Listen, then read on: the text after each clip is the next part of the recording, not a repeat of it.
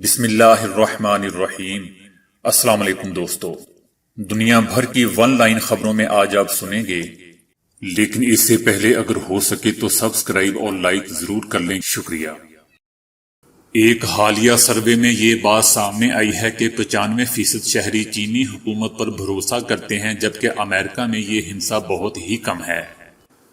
Edelman trust کے barometer کے مطابق کورونا کی وبا کے دوران شہریوں کے اپنی حکومتوں پر اعتماد کے حوالے سے سروے کروایا گیا۔ اس سروے میں چائنا کی حکومت سب سے کامیاب بن کر ابھری، جس پر شہریوں کے اعتماد میں اضافہ ہوا ہے۔ کورونا وبا کے دوران چینی حکومت پر اعتماد کا اظہار کرنے والے لوگوں کی تعداد میں 5% اضافہ ہوا ہے۔ 95% چینی شہریوں نے اپنی حکومت پر اعتماد کا اظہار کر کے اسے دنیا کی سب سے قابل بھروسہ حکومت بنا دیا ہے، جبکہ سعودی حکومت 83% شہریوں کے اعتماد کے ساتھ تیسرے نمبر پر ہے۔ امریکہ کے صرف 48% شہری اپنی حکومت پر اعتماد کرتے ہیں، جبکہ جاپان میں 38% شہریوں کو اپنی حکومت پر بھروسہ ہے۔ لیکن دوستو، دوسرا نمبر میں دیکھ کر حیران رہ گیا، بلکہ میری آنکھوں میں تھوڑا سا اندھیرا بھی چھا گیا، اور وہ نمبر ہے انڈیا کا۔ انڈیا کے 87% شہری اپنی حکومت پر یعنی نریندر مودی پر بھروسہ کرتے ہیں۔ آپ سوچیں ذرا کہ ایڈلمین ٹرسٹ کا بیرومیٹر ریلائبل بھی ہے کہ نہیں۔ سعودی عرب کی حکومت نے اعلان کیا ہے کہ اب قہوہ خانوں اور ریستورانوں میں آن لائن رقم کی ادائیگی پر پابندی ہوگی۔ 28 جولائی سے تمام قہوہ خانوں اور ریسٹورنٹ کو آن لائن ادائیگی کا پابند بنا دیا گیا ہے۔ آن لائن ادائیگی کا مطلب یہ ہے کہ اب وہاں نقد رقم وصول کرنے کی اجازت نہیں ہوگی، بلکہ کسٹمر اپنے بل کارڈ کے ذریعے ادا کریں گے۔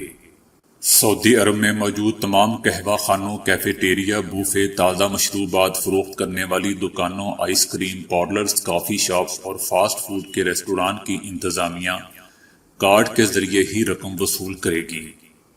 سرکاری محکمے نے صارفین سے اپیل کی ہے کہ وہ نقد لین دین کرنے والے مالک کے خلاف ہیلپ لائن نمبر 1900 یا پھر بلاگ تجاری ایپلیکیشن پر شکایات درج کروائیں۔ سعودی حکومت نے پیٹرول پمپس پر اس پروگرام کا تجربہ کامیاب ہونے کے بعد طے کیا تھا کہ 25 جولائی 2020 کے بعد سے تمام اداروں میں نقد وصولی کی پابندی کے قانون کو مکمل طور پر نافذ کر دیا جائے گا۔ جرمنی کے طبی ماہرین نے کورونا اور ہارٹ اٹیک کے درمیان انتہائی تشویشناک مماثلت دریافت کرنے کا دعویٰ کیا ہے۔ ماہرین نے بتایا کہ کورونا سے دل کی صحت کو اتنا ہی نقصان پہنچتا ہے جتنا ہارٹ اٹیک سے ہوتا ہے۔ ماہرین نے اپنی تحقیق میں یہ انکشاف بھی کیا ہے کہ کورونا کا یہ خوفناک نقصان صحت مند ہونے والے 78% سے زائد لوگوں میں بھی پایا گیا ہے۔ تحقیقی رپورٹ میں ماہرین نے بتایا کہ کورونا دل کے پٹھوں میں بھی سرایت کر جاتا ہے، جس کی وجہ سے وہ کمزور ہو جاتے ہیں اور پھر ہارٹ اٹیک کا خطرہ بہت زیادہ حد تک بڑھ جاتا ہے۔ ماہرین نے تحقیق میں کورونا سے مرنے والے سینکڑوں مریضوں کا ڈیٹا اور نمونے حاصل کیے، جن سے معلوم ہوا کہ ان میں سے 60% سے زائد مریضوں کے دل کے پٹھوں میں کورونا موجود تھا۔ ماہرین کا کہنا ہے کہ اس تحقیق سے یہ ثابت ہوا ہے کہ کورونا براہ راست بھی دل اور دل کے پٹھوں کو متاثر کر سکتا ہے۔ دبئی حکومت نے عید الاضحیٰ کے موقع پر پبلک ٹرانسپورٹ کے اوقات کار اور مفت پارکنگ کی سہولت دینے کا اعلان کیا ہے۔ تمام پبلک پارکنگ ایریا میں مفت پارکنگ 30 جولائی سے 2 اگست تک ہوگی، اور پارکنگ ٹیرف 3 اگست 2020 سے دوبارہ فعال ہو جائیں گے۔ متحدہ عرب امارات سمیت عرب ممالک میں عید الاضحیٰ 31 جولائی بروز جمعہ کو ادا کی جائے گی۔ امریکی ایوان نمائندگان نے آئندہ 10 برسوں کے دوران اسرائیلی حکومت کو $38 ارب کی مالی مدد کرنے کی منظوری دے دی ہے۔ امریکہ کے دفاعی بجٹ کے دائرے میں $38 ارب کی مدد کا پیکج اسرائیلی سیکیورٹی کے لیے امداد کے نام پر مختص کیا گیا ہے۔ سال 2019 میں بھی جرمنی نے نہ صرف پسندیدہ ترین ملک کا اعزاز برقرار رکھا ہے، بلکہ امریکہ، روس اور چائنا اس دوڑ میں مزید پیچھے رہ گئے ہیں۔ گیلپ کی طرف سے کرائے جانے والے گلوبل لیڈرشپ سروے کے مطابق سال 2019 میں جرمنی کے لیے عالمی حمایت میں مزید اضافہ ہوا ہے، لیکن دوسری طرف امریکہ کا توسر خراب ہوا ہے۔ 44% اپروول ریٹنگ یا پسندیدگی کے درجے کے ساتھ جرمنی اس فہرست میں سب سے آگے ہے۔ امریکہ جرمنی سے 11 پوائنٹ پیچھے ہے اور بطور عالمی لیڈر امریکہ کے بارے میں سب سے زیادہ ناپسندیدگی یورپ میں دیکھی گئی ہے۔ صدر ٹرمپ نے 2015 میں جرمن چانسلر کے مہاجرین کے لیے سرحدیں کھولنے کے فیصلے کو ایک بہت بڑی غلطی سے تعبیر کیا تھا۔ وہ جرمنی کی پالیسیوں پر تنقید بھی کرتے رہے ہیں اور کبھی کبھی ان کے حق میں بیان بھی دیتے رہے ہیں۔ سعودی عرب نے کہا ہے کہ خطے کی سلامتی کو برقرار رکھنے اور ملک میں اہلکار اور دفاعی نظام بھیجنے کے لیے امریکہ کی کوششوں کے تہ دل سے شکر گزار ہیں۔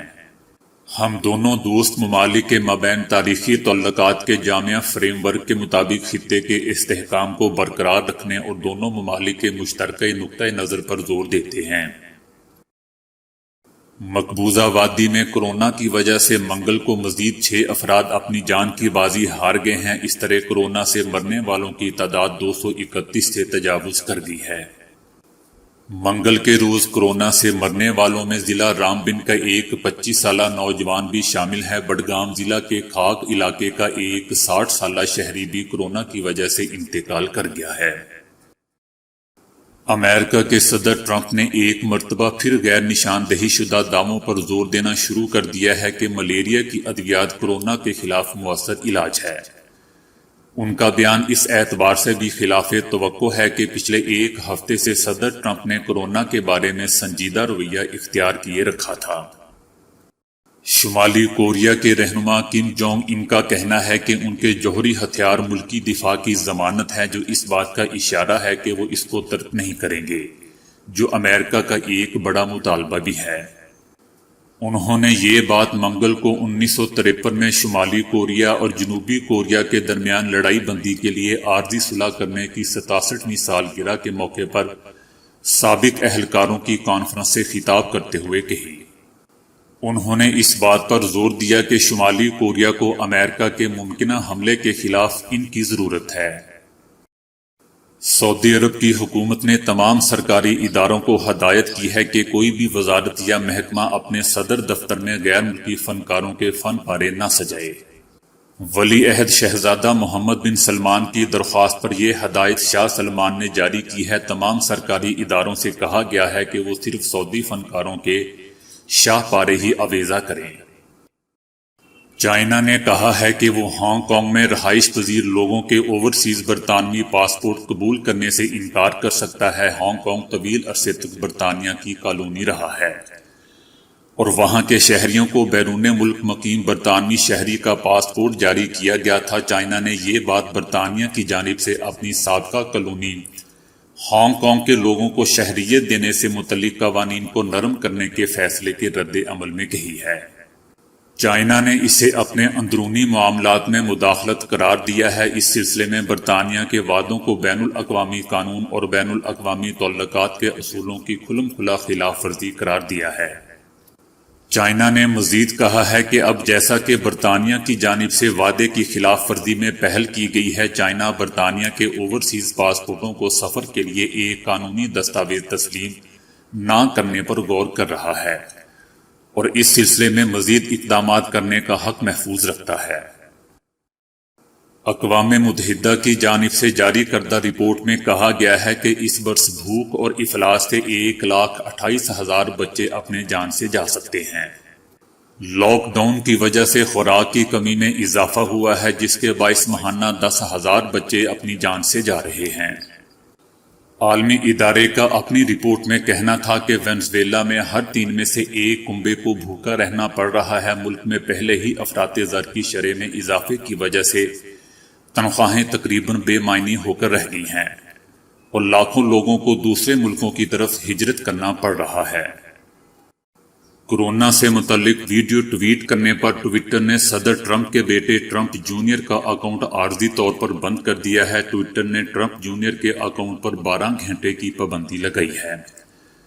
ٹرمپ جونیئر نے ہائیڈروکسی کلوروکوین دوا کے بارے میں ویڈیو شیئر کی تھی۔ ٹویٹر کا کہنا ہے کہ ویڈیو سے ٹویٹر کی کورونا سے متعلق غلط معلومات کی پالیسی کی خلاف ورزی ہوئی ہے۔ اگر آپ یا آپ کے خاندان میں کسی کو بہت زیادہ سیلفیاں لینے کا شوق ہے تو آپ کو اس حوالے سے فکر مند ہونے کی ضرورت ہے، کیونکہ بھارتی اور برطانوی ماہرین نے ایک مشترکہ تحقیق میں اس حوالے سے خوفناک انکشاف کر دیا ہے۔ انڈیا ٹائمز کے مطابق ٹرنٹ یونیورسٹی برطانیہ اور Thiagarajar school of management Tamil Nadu Bharat کے ماہرین نے اپنی تحقیق میں بتایا ہے کہ بہت زیادہ سیلفیاں لینے کا شوق ایک حقیقی ذہنی بیماری ہے۔ انہوں نے اس بیماری کو سیلفٹیز بیہیویئر اسکیل کا نام دیا ہے، اور ان کا کہنا ہے کہ یہ قابل علاج ذہنی عارضہ ہے۔ جو شخص بھی جنون کی حد تک سیلفیاں بنانے کا شوقین ہے اسے اس کا علاج کروانا چاہیے۔ ماہرین کے مطابق یہ ذہنی عارضے ہی کی وجہ سے ہے کہ سیلفی کے شوق میں لوگ ایسی پرخطر جگہوں پر پہنچ جاتے ہیں کہ بسا اوقات جان بھی گنوا بیٹھتے ہیں۔ آسٹریلیا میں چینی طلبہ سے رقم بٹورنے کے لیے فراڈیوں نے نیا طریقہ ایجاد کر لیا ہے۔ طلبہ کو اپنے ہی اغوا کا ڈرامہ کرنے پر مجبور کر کے چائنا میں گھر والوں سے تاوان کی رقم منگوائے جانے پر پولیس حرکت میں آ گئی ہے۔